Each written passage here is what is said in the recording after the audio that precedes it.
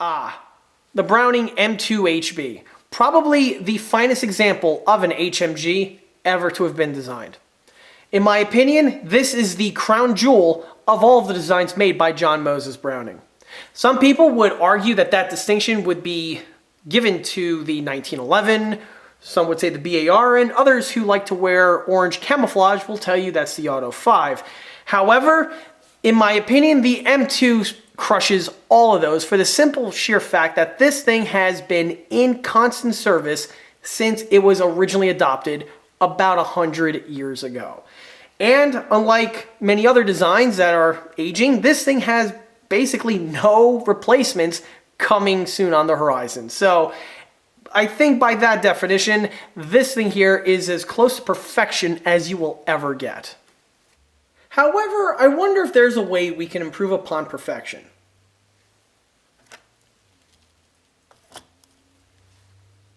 That might do the trick. I like your style, dude.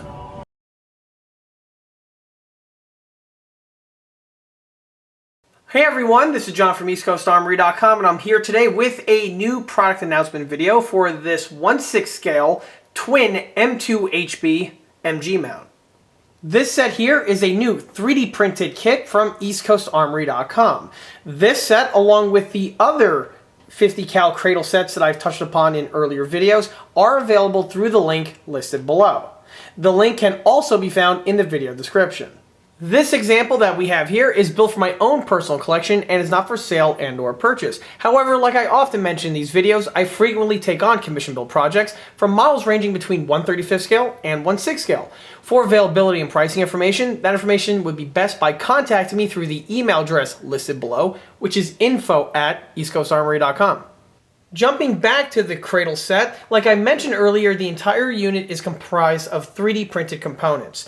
The sets are offered as unassembled kits, and just like with the other ECA Cradles, are designed to utilize the Dragon pattern of M2HB. The Dragon pattern is probably one of the best options out there in terms of detail accuracy and fidelity compared to several of the other options on the market. There is another option out there for a nicely detailed M2HB that will also work on this mount, and that is the unit from ZY Toys. The ZY unit is nothing more than a clone of the Dragon set, so it's going to be a drop-in addition to this set that we have here if for whatever reason a Dragon component is just not obtainable. However, unlike the other ECA 50 Cradle sets, where the Dragon M2 is a simple drop-in installation, for this particular setup here, you do have to make some modifications to both the left and right-hand unit. As for these modifications and changes, I am going to be reviewing and discussing these in more depth in this video. In addition to that, I'm also going to be showing the ECA Cradle sets at the beginning of the project, so you get a good idea on what the ECA 3D printed sets are supplied with. So basically, stay tuned because there's going to be a ton of info coming right at you. To start this video off, let's go ahead and take a quick walk around this model. When one just isn't good enough, this here is a dual twin-mounted M2HB 50 cal HMG set. As I touched upon earlier, the M2HB is probably the best, most successful example of an HMG ever devised. The system itself dates back to the 1920s. However, the current HB configuration was adopted by the US military in 1933 and has been in continuous service literally ever since then. And since day one of adoption, there have been several attempts over the next following decades to try to pair these two up to give a little bit more firepower compared to just a single mounted unit. This particular example is representing an experimental mount that was developed by the US military during the World War II time frame. So we're looking at anywhere between 1942 to about 1943 or so. At this time, there were several mounts that were developed for the M2. However, one mount in particular, the D90-045 5030 Cradle, was chosen to be the platform to base this new twin mount on. The D90-045 mount was made from stampings, so the system was much lighter and easier to build compared to the other renditions were utilizing mostly cast metal parts. Unlike some other platforms out there, the M2 is an ideal platform to go with a twin mounting system because of the way the system is designed. One unique feature that the M2 has is its reversibility of feed mechanism as well as charging mechanism. With a switch of a few parts, you can enable the unit to feed from the right-hand side as well as also charge from the left. Because of this, you can have two units mounted very close to one another and they're not going to be inhibiting each other with feed or with charging. What the designers essentially did was they took two of the D9045 yolks, they cut off the pintle sections found on the bottom of both units, welded both of these sections to a plate of steel, and then welded a new pintle on the middle portion on this new steel plate. For the cradle sections, they went ahead and tweaked the design of one of the D90 mounts, but they also went ahead and designed a new cradle that was basically a mirror image from the reverse one.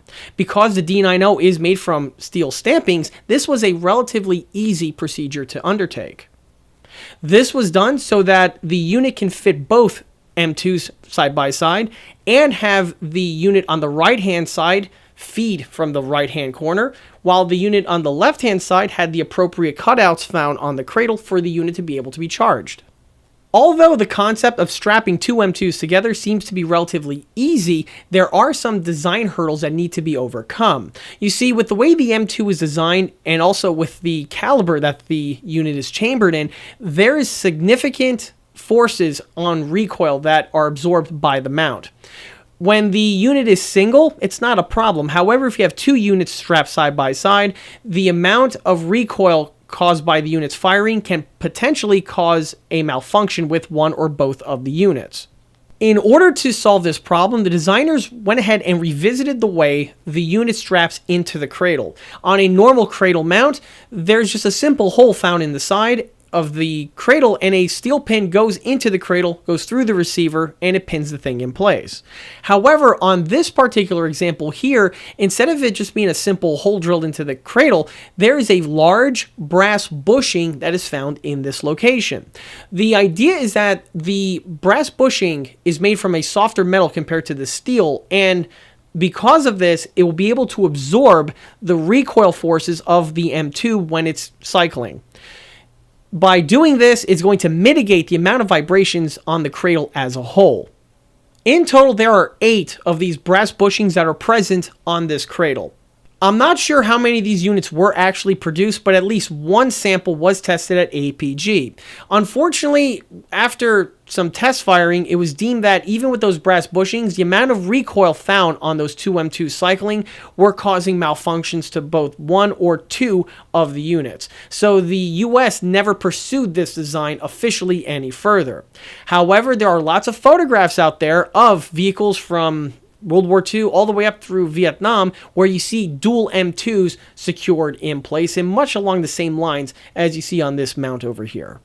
Before we go any further with the video, let's go ahead and take a step back to when the project was first started to get a good idea on what all of the parts look like at the start of the build. And here are the cradles straight from the printer. I mean, literally hot off the press. They just came in the mail. The parts look fantastic. Unfortunately, they did have a couple pieces that just didn't print properly on them. They're small, minute things. I contacted the printer and they're taking care of it by running off another set. But I'm not going to let that stop me with getting the set that we have here fully assembled and made for display. These pieces here are all comprised of 3D printed components, and the material is the standard white nylon material that I've touched upon in a number of my other videos. The parts themselves consist of 2 runners, where the first runner consists of the double yolks as well as the double cradles. Obviously, the unit is a mirror image because of the left and right hand feed modification that needs to be done to the M2 in order to feed from 2 ammo boxes. And this one here is basically the standard unit, and this one here you can see what it looks like as a mirror image. All of the details on the 2 sections are identical with the same type of fittings, with the same type of weld details and fastener details, just of course flipped via the mirror image. This one here, that small little funnel section just didn't print properly, so I'm going to have to fabricate a new one out of some metal or plastic, but the sets, the production units, will have that present on them. And you can see the yolks also have all of their weld bead detailing present as well, not to mention that little center portion, which is used to solidify and reinforce everything, making it one complete unit. On the cradles themselves, they are basically the same as the other unit, but the difference was that they went ahead and fitted on these bushings on the front and rear section, which was to give a bit of shock absorberness, from what I read, to the unit. So when one unit is firing, the bushings absorb the shock and recoil, and that doesn't inhibit a malfunction on the other section. Spoiler alert, that didn't really work all that well in practice, but it is something that is noteworthy. I just wanted to mention. The pieces are drilled out, as you can see, and are just ready for the pins to be inserted in place. Also found on the sprue are several other fittings, namely the fasteners, which are used to mount the cradle to the yolks. There are two types of fasteners, the low-profile ones as well as the standard ones. Obviously, the low-profile ones are going to be to fit the unit to this really tight confined section that we have right over here, and the other ones are for the easier accessible areas. And on this side, there is a bit of equipment that is actually important for mounting on the actual M2 itself. Because with the way the M2 works, where the charging handle on all of the kit ones are found on the standard right-hand side, whenever they went with this type of a setup where they had a twin mount, the cocking handle reinforcement plate here was actually removed from the right-hand side and then fastened to the left-hand side. And with the way the M2 is designed, it's actually something that can be done fairly easily, along with switching it from right-hand feed, or I should say left-hand feed, to right-hand feed. That's another nice little design that is present with the standard M2HB. This piece here is needed because, like I stated before, you have to move it from the model, and with the way all of the models are on the market, they are with the standard right-hand charging handle section feed. So in order to convert it to right-hand, you're going to have to do some modifications to the receiver itself, and I'm going to be touching upon that in this video.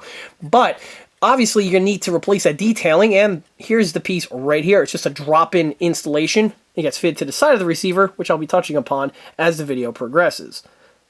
The next runner contains the two ammo boxes. The ammo box holders are the same exact units that was mentioned in the other video, only you just get two of them as opposed to obviously the one. Unlike the receiver yolk sections, these are not a mirror image and are literally the same one, just, when you mount it on, it's just going to be facing in the opposite direction. But the piece itself is identical. This is the 3050 can holder, where it can hold either the M2HB 100 round 50 caliber ammo can, or it can also fit on an M1919 30 caliber ammo can. And that's what these little punch outs are for, in these little curve sections. Of course, I go over this in more depth in the other videos. Here we have the arms that add tension to the belt mechanism, as well as the little foot section that we have right there. Of course, once all these are assembled, you'll see everything in more focus. One of these units is malformed right over here, and this is one of the things I was talking about that is currently in print at the moment, but the production units, that should not be the case, and will not be the case. So, and that's basically it for the 3D printed components. What is not present on the table right now are the same parts that are contained in the other ECA Cradle sets.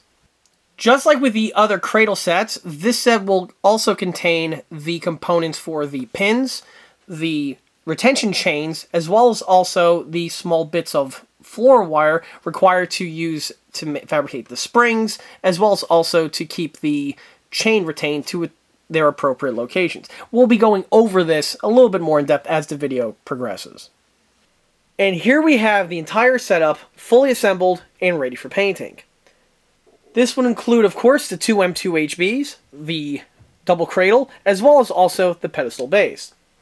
Starting from the bottom and working our way up takes us to the pedestal base. This is the exact same type of pedestal base that I touched upon in the other videos, and just like with the other ones, this one here is an old precasted unit that was just not up to quality for orders, so, was floating around the spare bin for a number of decades. So it's actually really good to get this one fully completed. As for the piece itself, like I stated before, this is something that is sold separately. However, this is something that is going to be on its way out. What you see here is the pedestal set itself, which has the pedestal, the knob, as well as also the flange mounts. But what's not included with the set are the tripod legs. The legs themselves are fabricated out of lengths of 1/4-inch plastruct angle that are glued together and then are sanded flush to give you the T shape that we have here. The travel lock is another section that's not included with the old school set. This here is just fabricated out of lengths of styrene, as well as also a styrene rod over here for the travel lock itself. The yoke was something that is part of another set that I have, and it just works perfectly for fabricating this component on these units that we have here. And also to add, this one's really old school because even the resin components for the flanges and the bulkheads are the original white resin ones, which are, again, a material that I long since phased out. So it's kind of interesting seeing this old dinosaur here getting fully completed. The next thing to mention is the cradle itself. Here you get to see what it looks like with the M2s just fitted in place. The M2s currently are not pinned in place. They're just, held down with friction at the moment, but this will change after everything is fully painted and weathered. It really has a nice imposing look to it, I think. Definitely, it's an eye-catching unit. Let me go ahead and take the M2s off because these are something that we are going to be discussing a little bit. But here you get to see what the cradle looks like fully assembled. The cradle goes together extremely easily. It's just like the other cradle that I mentioned in the other video, where it's pretty much mostly done out of the get-go. The only thing you need to do is hook up the hinging mechanism here on the ammo can holders themselves. Outside of that, they just slide directly into place with no glues necessary. And by the way, once everything is fully painted, no glues or adhesives are going to be used to secure these to the cradle itself. Just like on the real one, it's just purely going to slide in place and be held in that type of a manner. With the ammo can holders slid back into their appropriate locations. The next thing I want to touch upon are with the orientation of the cans themselves. One interesting thing that I noticed on the real example is that the ammo can holders are the same exact ones that are used and found on the US inventory. However, because it needs to feed from the opposite side, they just simply took the can and just, reversed it. The can here is literally the exact same one as it is on this side, and they just mounted it in this type of a format. With the unit reassembled, this takes us to the M2s. Now, just like I mentioned on all the other ECA cradle sets, they are designed to be in spec with the Dragon M2HBs, which, as I often mention, in my opinion, are probably some of the best renditions out there of the M2HB in 1/6 scale. These two M2s are resin copies of the Dragon tooling, and I did that just for my own personal use and also for my own personal builds. Obviously, when you build as much American tanks as I do in 1/6 scale, you tend to need a lot of M2, so I have these molds here just for this application. One thing that I do want to touch upon, though, is that unlike the other cradles where you can just take the standard Dragon M2, drop it into place, and you can call it a day, with the dual system over here, you are going to have to make some modifications to the M2s themselves. And this has to do with both left-hand feed as well as also with left-hand cocking. This unit over here is the unit that gets mounted on the right-hand side. So the charging handle system is left intact. However, because this weapon would feed from the right-hand side, you have to make some modifications to the ammo area found on the M2. One real cool feature about the real M2 is that it was capable with minor adjustments in order to reverse the feed mechanism, and this is how you're able to get M2s to feed from the right-hand side, which is extremely relevant on things such as, say, the Quad 50. To make this modification, you have to make some tweaks here to the feed assembly. Note that on this example here, the interior section had to have been reversed compared to the way it was originally. If I take the opposite M2 and open up the feed cover, hopefully you can see the difference.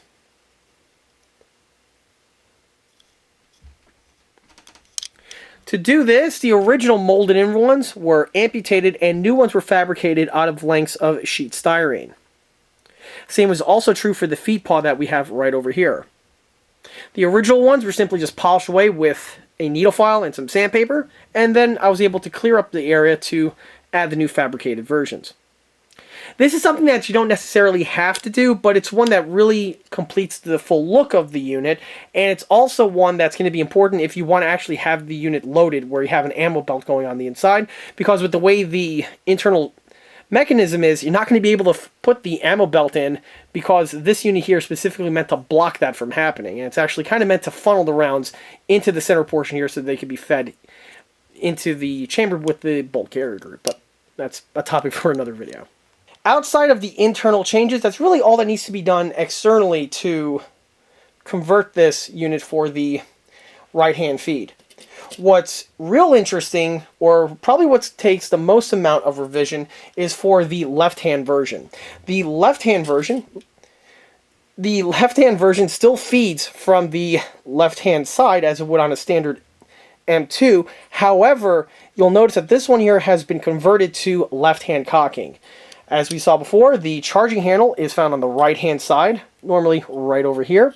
But because the units are side by side, you have to move the charging handle on the left-hand unit to the opposite side just so you can clear everything and get access to it. To do this, you are going to have to make some modifications to the rear portion of the receiver on the M2. On the standard Dragon M2, and this is also true for all the other M2s on the market, they have the reinforcement plate, which on the real unit is bolted directly to the side of the receiver.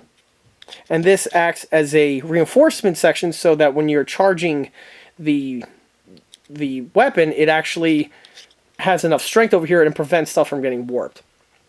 Well, with the charging handle reversed to the opposite side, you're not going to need that section here anymore, so this needs to be polished away with a Dremel. I use a Dremel with a sanding drum, with one of those small razor drums, and I basically just delete the molded-in material. A little bit of sanding and bodywork later, I was able to get the receiver to the way you see it here.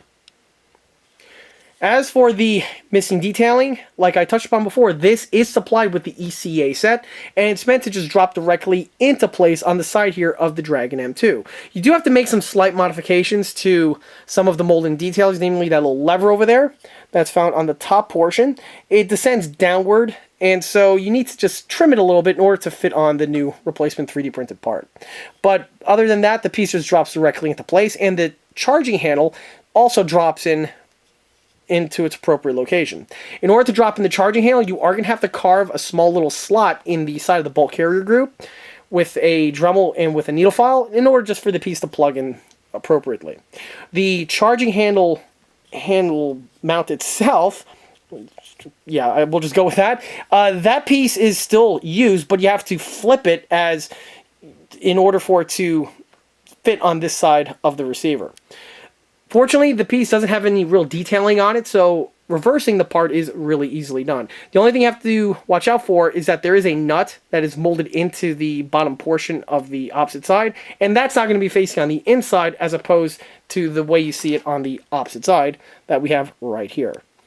But there is a small little nub sticking out from the molding, so it does pretty much mimic the look of the fastener very well.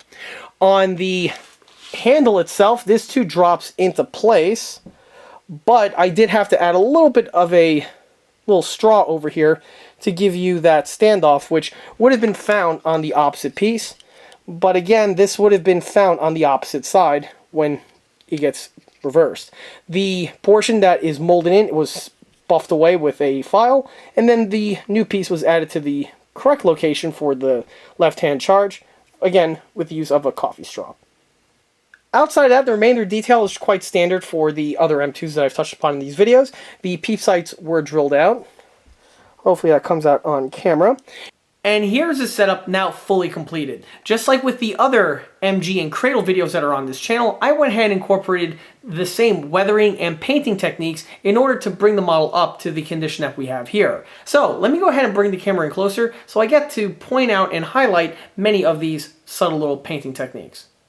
With the cradle yanked off of the pedestal base, we can go ahead and start with the M2s.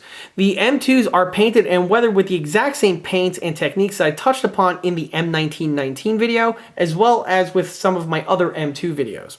The color is Rust-Oleum Dark Gray Primer.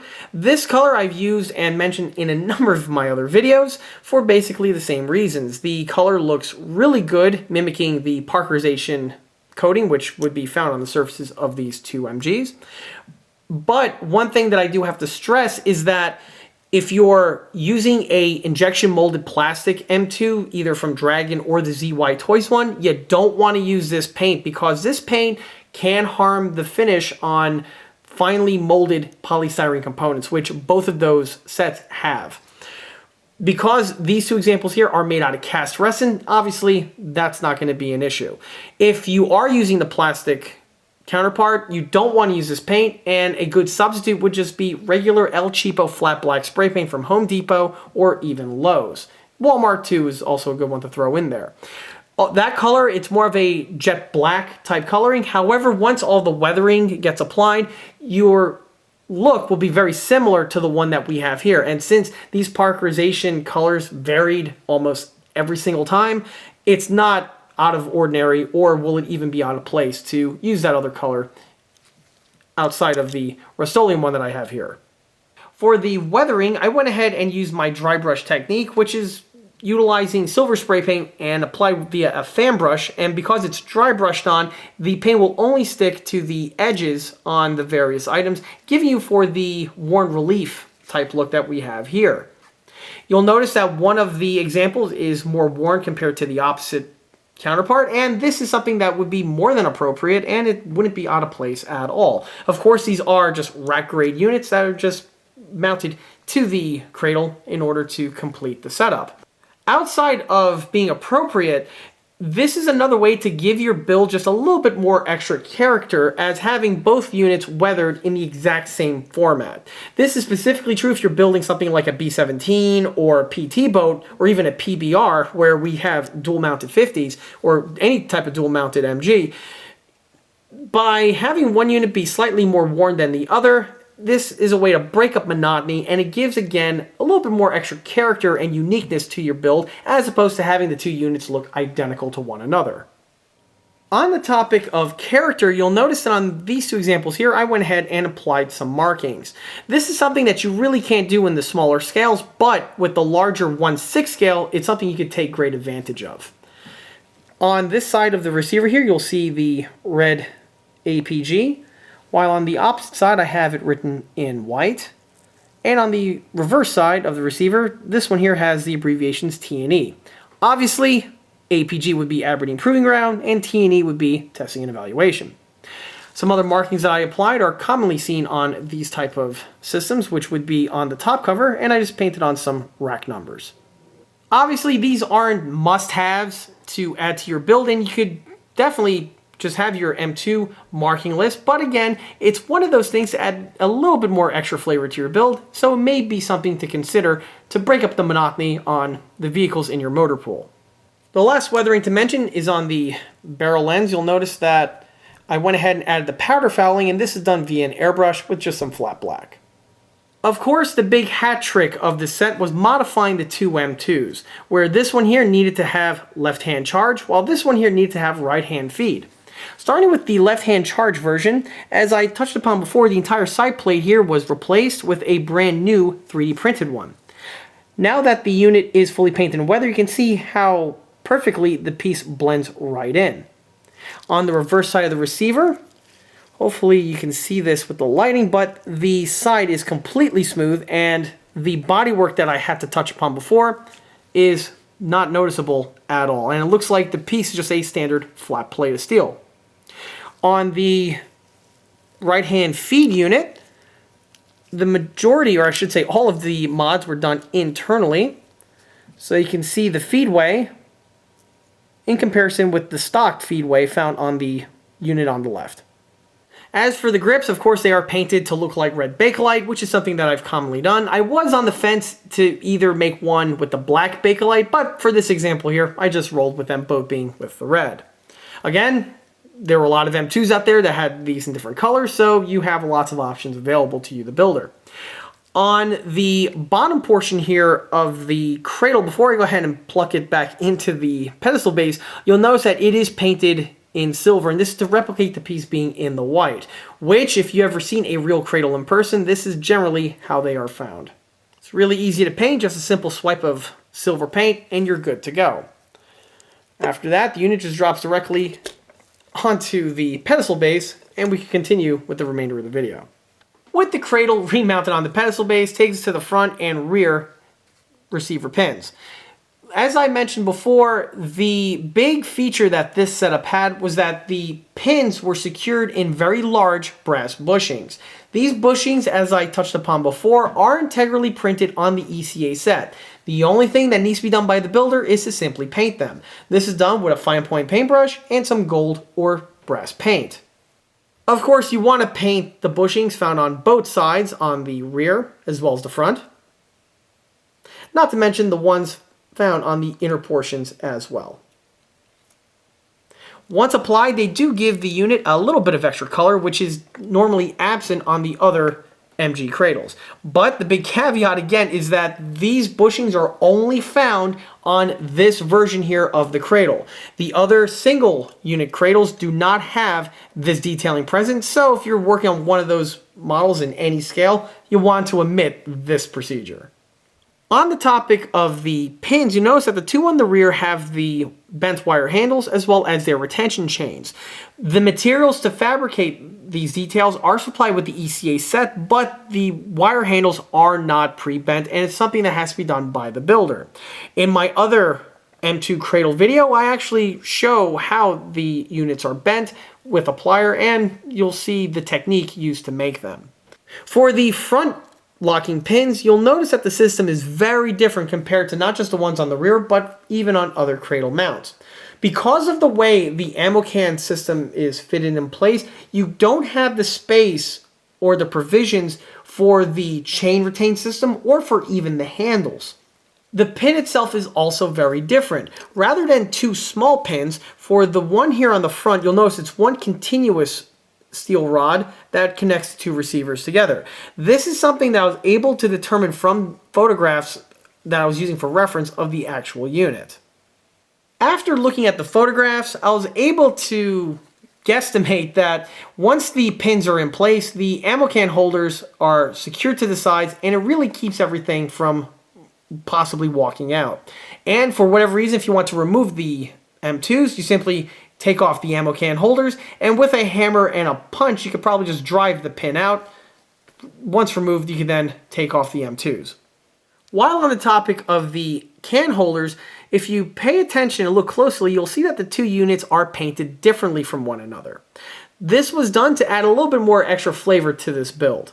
And it's one of those things that you may not necessarily notice off the bat, but when you notice it, it's one of those things that will jump out at you. Of course, these ammo cans are standard USGI 50 cal ammo can holders, and having them in different colors, again, would not be something that would be uncommon.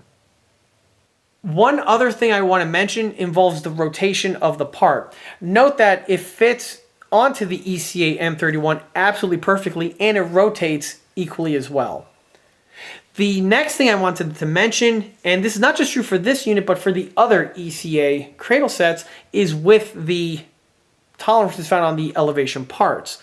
Because of the combination of the material and with the tolerances in the design, the piece is very snug, and because of that, the unit will not droop on you. If I go ahead and elevate it and let go, you'll notice that it stays in the propped up position without it falling downward. It's not just true for the maximum elevation, but if I go ahead and gradually lower it and let go, you'll see that it stays at the height that I leave it at, which makes it perfect for not just vehicle display, but also diorama use. As I touched upon before, the cradle secured onto the M31 pedestal base. This type of configuration would be something that would be commonly seen on a vehicle, such as a Jeep, a half-track, or a Dodge would come to mind.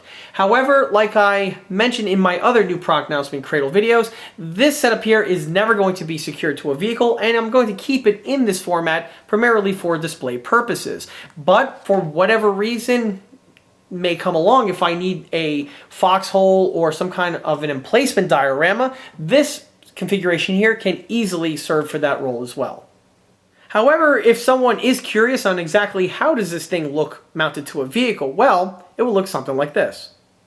And once fitted, it just looks that much more appropriate. So the model that we have here is a 1/6 scale Dragon Willys Jeep. This one here I built about 10 years ago, and this model is the subject matter of its own model showcase video that can be seen on the channel. It's also noteworthy to point out that over the years this Jeep has had a few cameos in other videos that have been published along the years. So here's the camera readjusted so you get a better look of the Twin M2s. They just drop directly onto the M31 mount, and the M31 mount that's on this model here is the ECA one that I touched upon before. Here's what it looks like once fitted to a Willys Jeep. Along with the other M31s that I've mentioned on this channel, this one here has the scratch built components in order to finish it off, such as the tripod legs and the travel lock equipment. Outside of the M31, as we saw earlier on in this video, the set will drop directly into place on the ECA Sherman split hatch cupola sets. This one is the early example, but it will also work on the second generation one as well with the different spring setups. In order to drop the unit in place, you simply just remove the current M2 that's on there right now and drop in the double cool twin cradle mount.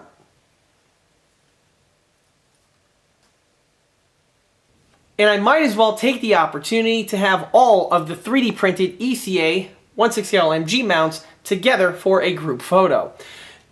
All of these units here are subject matters of their own product announcement videos, and all of them are found on the same link listed below where the double unit is posted.